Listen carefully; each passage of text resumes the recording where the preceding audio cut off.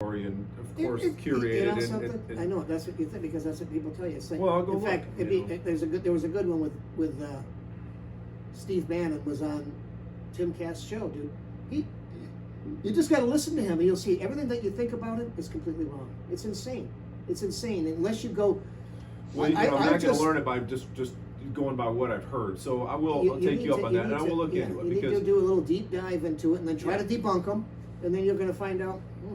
I think maybe I was on bad sides of stuff. What do we have on this one now? This is from PolitiFact.com. It says Kyle Rittenhouse's mother drove him across state lines.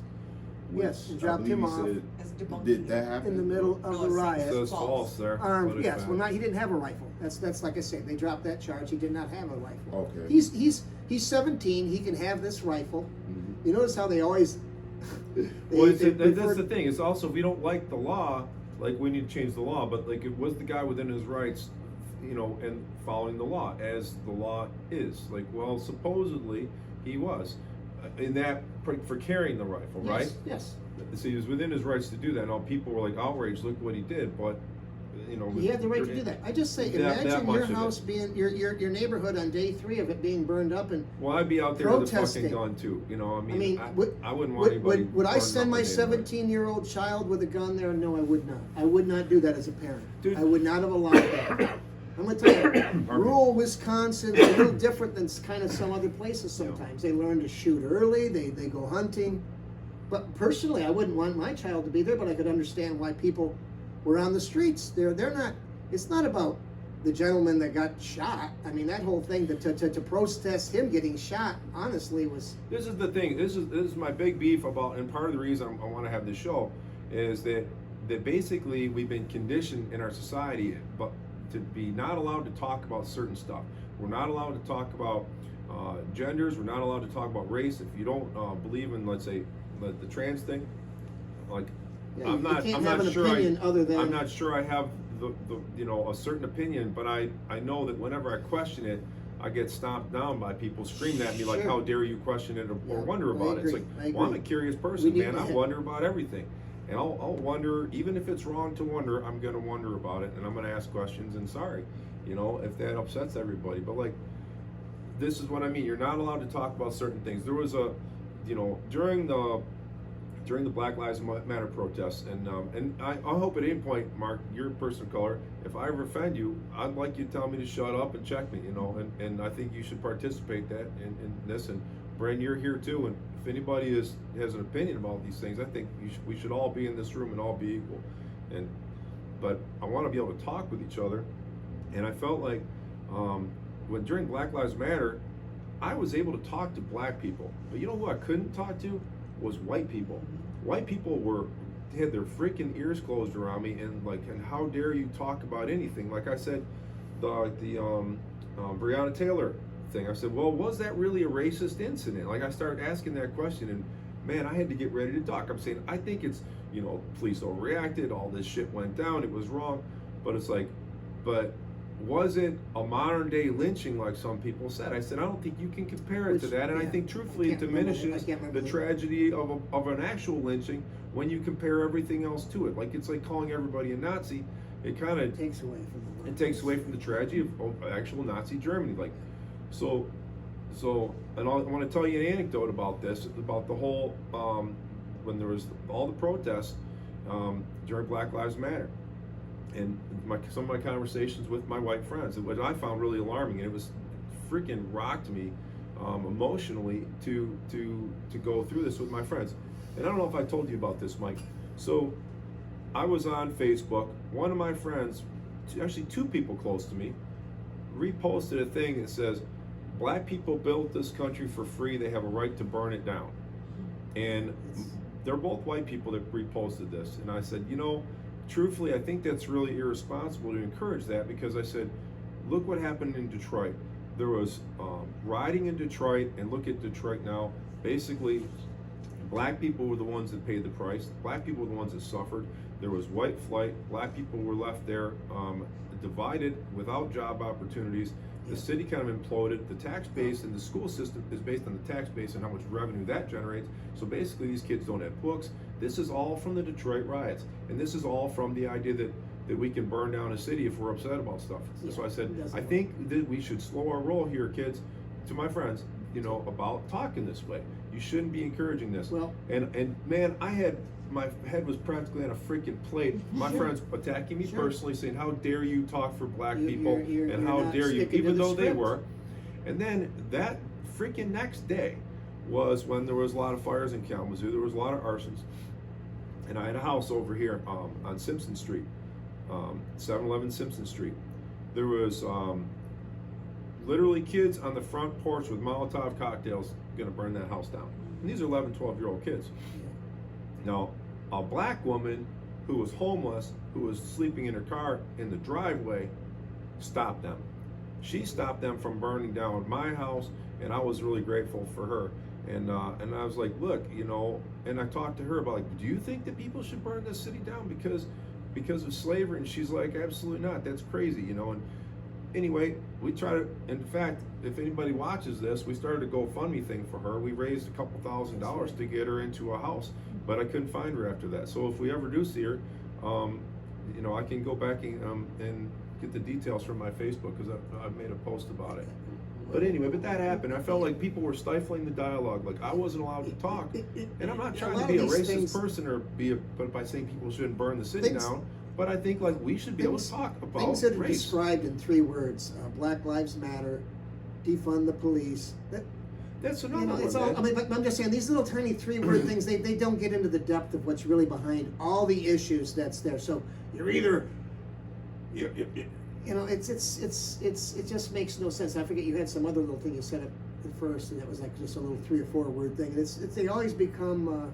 Well, the defund the police thing, it's like I say to everybody, like, well, wait, how's that Reform going to the work police. out? Reform if you them. and if you go look it up, and maybe there's different statistics that other people are going to find, but when I looked into it and tried to read about it, the statistics I came up with were that black people were twice as likely as white people to ask for increased funding for the police. They want more policing in their Then I said, neighborhoods. and so my friends were saying, like, oh, do you fund the police? And these are all my white friends. I'm like, yeah, Because easy you for jump you to up- say, if you live in a really secure neighborhood with no crime, for you to talk that way, because you don't experience the need for This is police. what But gets some me, is people that where they've been victimized by crime, they might want police.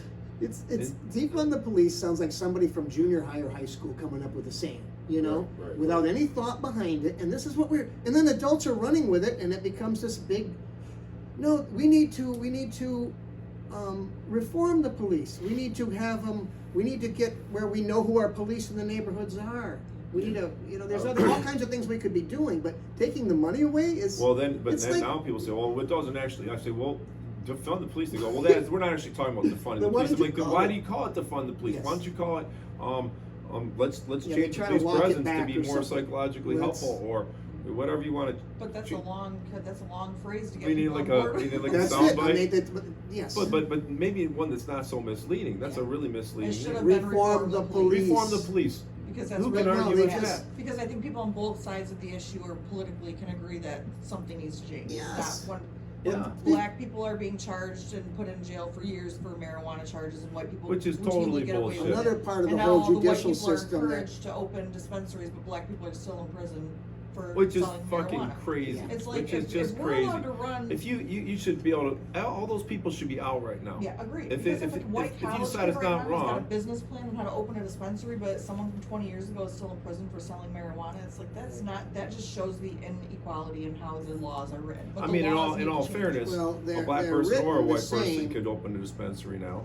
or a But- white person or a black person could have been incarcerated then. But we see the numbers, and then this goes on to a whole different subject of like racial inequity and generational imbalances from slavery, that there's been 200 plus years of black people not having the same opportunities, or it may appear that they have the same opportunities because laws have changed to say both Right. equal, but they were never given the hand up to even become to a place where it's equitable for them to start launching off at the same point as like the white kids. So. This is the thing that when This is a Barack huge Obama became president, and I was a freaking fan. You know, I don't know if you were, but No, I was. I'm not a liberal. And well, He it wasn't wasn't terrible. even I didn't- it I wasn't didn't- even about that for me. It wasn't even about his politics so much as I saw him speak in 4 years before he ever announced that he was running. He spoke at the Democratic National Convention. I saw him on TV, and I got up and I stood in between the family that I was with, the Vast Minor family, my friends, and I stood in front of the TV. I said, "Mark my words, this man's gonna be president one day," because he was a juggernaut of personality, and you could maybe I'm wrong, and maybe some people say I'm crazy for being able to think I can say this, but I listened to him speak. I believe he was a really decent person, an earnest person, and I've never believed in a politician so much in my life. I said, this is a good person, and he cares, and he's going to try really hard to do the right thing, and that's the part that mattered to me the most. And also, he came up from nowhere. He wasn't a politician lifelong. Like, he came up, brought himself up by his bootstraps. Chicago, dude. Chicago's a pretty sleazy place. And every place is a sleazy Well, place. we know it's but sleazier than most. It really is. Yeah, I saw my dad pay off a cop once. Got a speeding ticket. I kid you not. He took his license out and a $20 bill. He said, "Let me buy you That's breakfast." got nothing to do with Barack Obama. Well, I'm just saying. It's just So anyway, when he became It's- president, I was like, this is good. Two things is going to happen that are going to be really great. For one, white people are going to be like, hey, this is a great black man. The people that are racist can let go of their racism and be like, you know what, this is a fucking great guy. And whatever predispositions I have about black people, I can look at this great black man and be like, you know what, let's learn from this guy.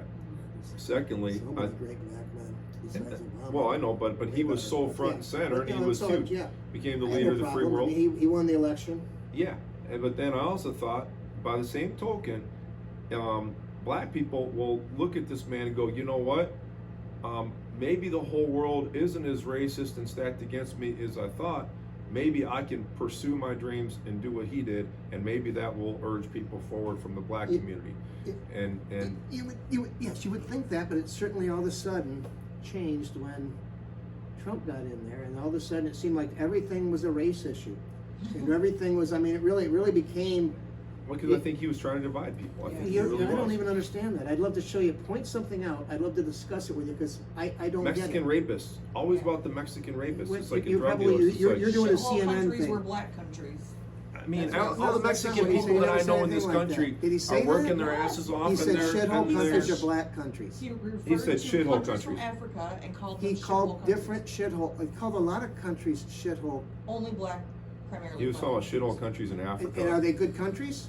Well, I would think so. I can't imagine I every don't single know. person. in I the don't- There are countries. places full there of again, we need families to- and we human need to, beings. like- You can't talk that way if you're president. It's Right. fucking insane. Hey, that's He what he lowered did. There's the been other, standards there's so been much. other really boisterous presidents throughout our history. But You know, that not focusing on everybody Trump. No, likes. it's nothing compared But to on that. that thing there, see, it'd be nice to figure out what country he is, because Haiti, he spoke specifically about Well, it Haiti, is- and then he it's- spoke specifically about. and exactly how he Can't said remember it, which Africa. and then the way that CNN and the other places kind of said that he said it. But it wasn't how he said it. It was a video of him speaking. Like I would love to bring that up and we could have a good discussion. I don't on even something. think Not he's this as kind, racist but against that would be Mexican something people I as think he would be seems very to good be. because Yeah. But personally, he had more black votes and more Hispanic votes than any Republican. You know, I mean, that I don't think that means that. I don't know. Apparently, they don't think so. Well, They He's weren't thinking racist? that. Yes, they're No, not I seeing think that that's a in very him. small percentage. No, it's a still of huge black people. percentage. Well, maybe In for fact, it's- Republicans in general, it's- but of black Comparatively. people overall, he still didn't have a majority vote. I think most black people were still No, like. but he's had the most Hispanic and black votes than any other Republican I president. think he knew. I think he knew pretty well that the race issue in this country was so loaded. You don't pick on black people at this point politically, All the black people- or out loud. But maybe at least not out loud. But he thought it was a good gamble to pick on Hispanic people and be like, No. "Look, I'm not racist. It's just all those criminals coming from Mexico." And which was like it did invoke a race card, but it wasn't overtly. He could say, "Oh, I'm just trying to protect our borders." I think he was hiding behind that and trying to get stir up the racism of other people. And truthfully, I don't think the guy even actually has a problem with Mexican people. I think he was just doing it to piss everyone off and Just stir look it up. back at his history throughout, before he was running for president. Hispanic groups loved him. Black groups loved him. They still do. There's still many black I think people. there's a lot of He's people the that just first- idolized him because he had a lot of money. Right. And that's I mean, the and man that's a took out lot a of people. full-page Mostly article poor in the New people. York Times A lot of poor for people 5 just seconds idolize ago. someone just because they have a They lot of weren't money. poor people. They were like people that come up to the black community and thought that he was helping the black community. I don't know. You'd have to either show instances or statistics, but